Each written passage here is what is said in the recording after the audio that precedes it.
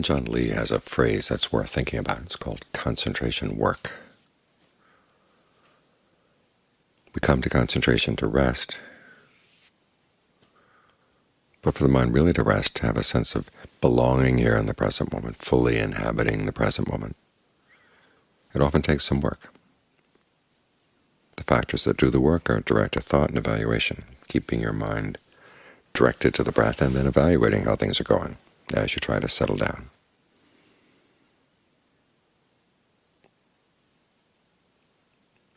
Think of that image of the bathman that the Buddha uses when he talks about the first jhana,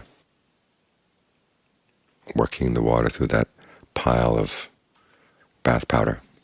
Back in those days they didn't have bars of soap, but they had a bath powder that you would mix water with and have kind of a paste or a dough-like substance that you would rub over your body. And the same as working water into a pile of flour to make the dough for bread. You have to knead very carefully, make sure that there are no dry spots, and make sure there are no places where the water is dripping out. Everything mixes together properly. In the same way, the Buddha says you get a sense of ease, well-being, rapture, and you let that spread through the body, and you work it through the body. It's like you're kneading it through the body. And if you don't do this work, the mind can't settle down properly. It may veer off and just leave the body entirely. And a lot of people like that. I mean, there's some people who go through childhood trauma, and they're pretty good at getting out of the body. But it's not a very stable state. You have to keep coming back to the issues in the body. If there's pain in some part of the body, how can you work around it? How can you get so the pain can be there, but it's not attacking you? In other words, you're not sucking it in.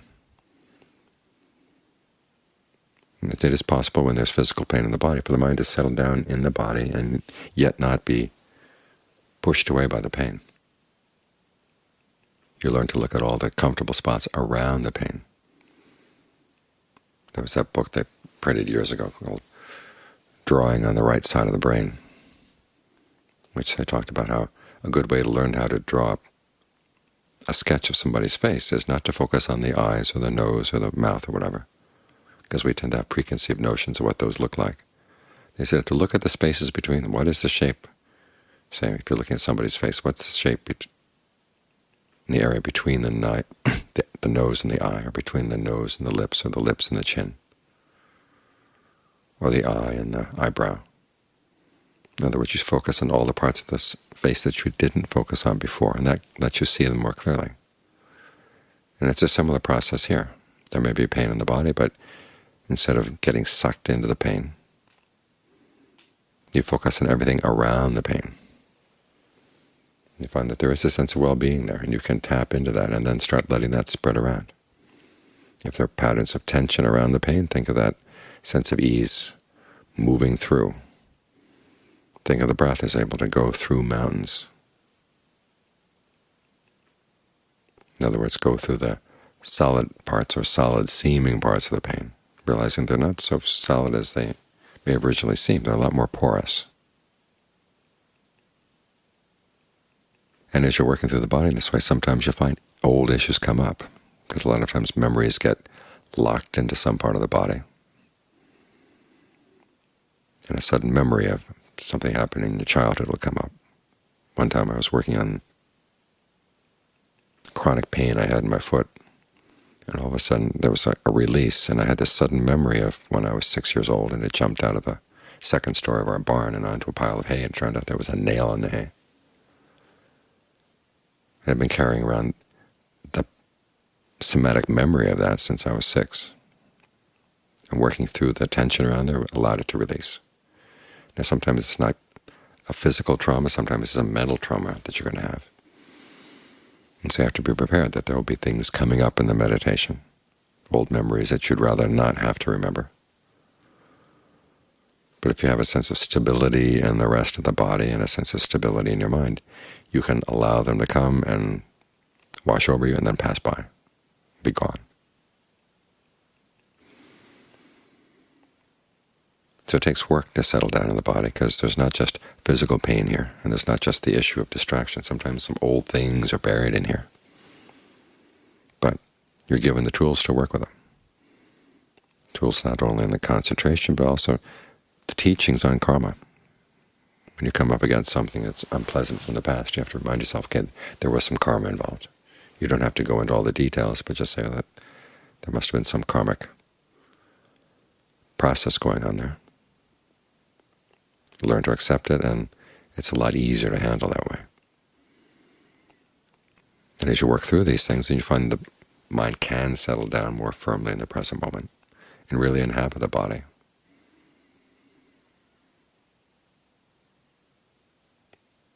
In this way, you're more solidly here, and there's also protection that comes from this. As all the breath energies in the body work together, it helps you repel the energies of other people.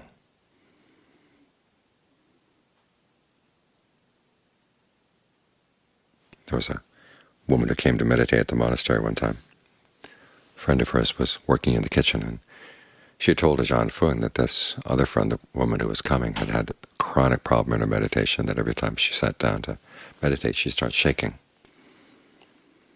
And sure enough, she came to the monastery, and we were sitting as a group, and she started shaking. And Ajahn Fuang had a student, another student, who was quite psychic, and he said, "Check her out, see what's going on." And so the student did, and she saw these two beings standing behind the woman, shaking her. So she immediately, in her vision, went up to them and said, "Hey, stop doing that. Why are you harassing her like this?" And they turned on her, scared her so much that she had to go running out and threw up outside. And came back in and reported to Ajahn Fuang what she had seen. And he said, "You fool, you've got to protect yourself before you deal with things like this." And the way he said to protect herself was to fill her body with a sense of light, which goes with the breath, and then spread lots of goodwill to the beings, and then you can talk to them. And so she did, and she found out that the beings had been this woman's parents in a previous lifetime, and the woman had killed them. And they didn't like the idea that she was going to get away without having to repay the debt they felt that she had to her. The corollary to the story was that the student asked these beings, okay, what could she do to pay off the debt? And they said, "Build a Buddha image and dedicate it to us." Now the problem is we were building a Buddha image at the time, so when the student came to see Ajahn Fuang, he said, "You can't say anything to her about this. It sounds like you're trying to get money for our image. So you just have to leave the case be. Maybe someday, of her own accord, she'll build the Buddha image." And sure enough, 2 years later she did, and the shaking stopped. But the takeaway of that was you're dealing with obstreperous spirits, and obstreperous spirits include human beings. One, you've got to fill your body with good breath awareness, really inhabit your body, and then protect yourself also with goodwill. Goodwill in all directions to all beings. But for this to work, you've got to work through the issues you've got in settling down in the body. So if you find you have these issues, this is work that's well worth the effort. Getting so that you're familiar with different parts of the body that you've cut off for one reason or another, and that you're able to sit through areas. If there's a chronic pain in some part of the body, how do you breathe around it? How do you breathe through it? How do you get your awareness around it? So that the way you feel you inhabit the body, you feel that this is your space, in the sense that you're not going to let the pain push you out. Now, of course, there's a paradox here. On the one hand, we don't want to lay claim to the body as us or ours, but before you can really let go of it, you've got to fully inhabit it.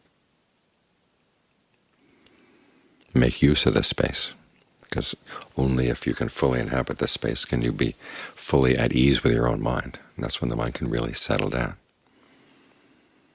When you've done that concentration work, then there comes a point where you've done as much directed thought and evaluation as you can. You got the best results you can. That's when you say, "I'm going to sit with whatever's there." Then you can move in. And then it's just simply a process of maintaining what you've got. And the concentration gets more and more subtle. The fact that the mind is still means the brain is using less oxygen. And so the need to breathe gets more and more refined, more and more gentle, until it can stop. And the first time this happens, it'll be a little scary. You realize, hey, my breathing stopped. You can't remember how long it was since you took your last breath. But don't get scared. If the body needs to breathe, it will breathe. You just make sure that everything in the body is connected. All the breath energy channels are connected. And the oxygen exchange to the skin will be enough to keep it going. It's only when you've reached this state that the mind can go safely into the more formless states of concentration, because you've learned how to maintain one perception in mind, the perception of the breath, the perception of the whole body, and keep it in mind. Then allow your awareness to expand at the same time. And this skill is what allows you to go solidly into the formless states, where the sense of the body disappears. You're sitting here, you haven't gone anywhere else. And if you need to have the body, you can form it. It's like that old science fiction story they had about teleporting people to the moon. They were working on this the technology of teleportation, and according to the story, they still had to iron out some bugs. The main bug was that the bones were slower than everything else. So say if you sent a cat or a rabbit up to the moon, it would pour out as this liquid of body without the bones.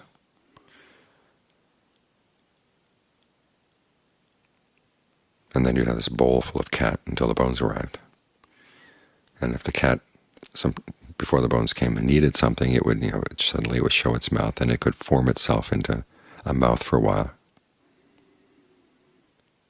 Okay, and sometimes they even got up and kind of jumped around in a liquid kind of way. And it's the same as you're coming out of the formless states. And when you realize you need the body for something, you have a body again. It seems to have dispersed, dissolved in the meantime, but then when the time comes when you need it, everything will come back together again. You don't have to worry. Now this is different from leaving the body in the sense of getting outside the body. You don't want to do that because it's dangerous. You're leaving your body unprotected, and you're unprotected outside. But if you're here right where the body is, but there's no sense of the body, you're still perfectly safe. But to get to this formless state, you've got to do the concentration work. Work through the issues in the body that are connected with the mind, so you can inhabit your body fully. A sense of well-being that comes, it makes it a lot easier to spread goodwill to all the obstreperous beings out there and all the obstreperous people you're going to encounter.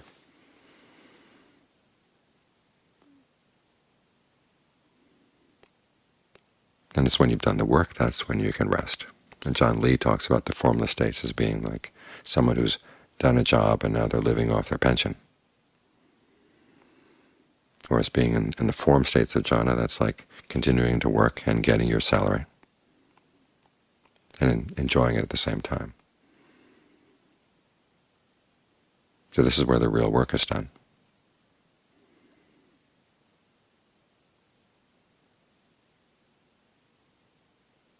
And this is how the work keeps paying, with this sense of well-being, a sense of really belonging here. And as the mind is allowed to spread out, it feels very spacious. It becomes a good place to be.